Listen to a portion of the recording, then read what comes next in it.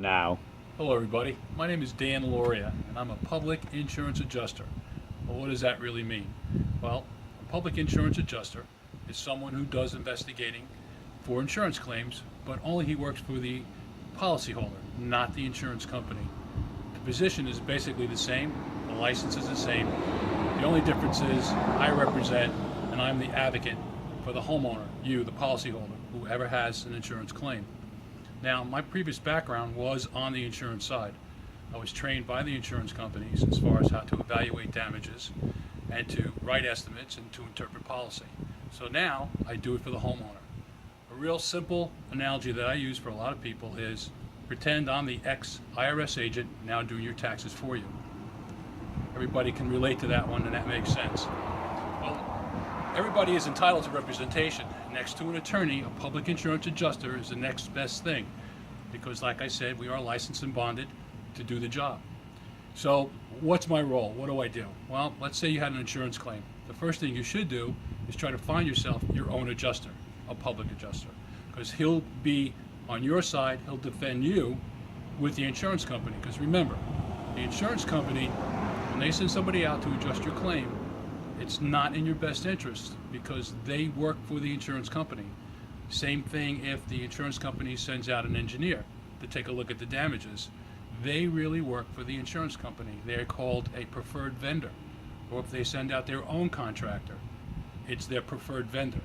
So if they don't play ball or do the things that they pretty much are required to do for the insurance company, chances are they're not going to get any more work.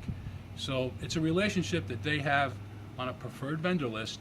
So when they send out their engineers or their water mitigation companies or their contractors, please keep in mind they work for the insurance company. See, there's an inherent problem with the person at the desk adjuster, to watch out for your best interest when they really have to watch out for the stockholder. It's their fiduciary responsibility to the stockholder, really not to you. So they're in a conflict. If they gave away money all the time, they wouldn't have any money. So therefore, their job is to kind of keep costs down as low as they can. Now, right now today, I'm out here with Mr. Weaver, and he called me in one night. He got fed up with his insurance company as far as what they did to him. They had a right to repair in their home, and they really didn't do the job they were supposed to do, according to some of the experts that we had that came out to take a look at this home. And one real simple thing I can show you that is not what the insurance company did was finish painting the gentleman's house, because the way it works is that if there's damage and the color is one color and it's continuous throughout the house, then they have to paint it. So for example, if you take a look right here, this whole side of this home was hit and damaged, and you can see they painted it. Well, they stopped here at the corner. Well, this color obviously does not match the other color of the house. This is not the color of the house when it was at pre-loss condition, which that's what the policy states, pre-loss condition. So what we have here is something where they cut a corner and they didn't even complete painting the rest of the house. Not only that, they didn't even complete painting the upper part of it as well on that same wall. So you can see we have two different colors on this particular one. But this house has more issues to it as far as what the insurance company did, because they used their vendor and they forced our client, Mr. Weaver, to go ahead and use their vendor. And that's some of the problems, because remember, they work for the insurance company, they don't work for the homeowner. So they cut their corners, and this is obviously one big issue we have right here. A lot of people try to do this on their own. They feel that their insurance company, they're going to do the right thing by me. I've been paying them for 10, 20, 30 years, and they're going to do the right thing for me. Well, I've met a lot of people who felt that way, and then they get denied on their claims if they have one, or the next minute, they're going to get dropped. It's an unfortunate situation where people who have policies are in fear of using them.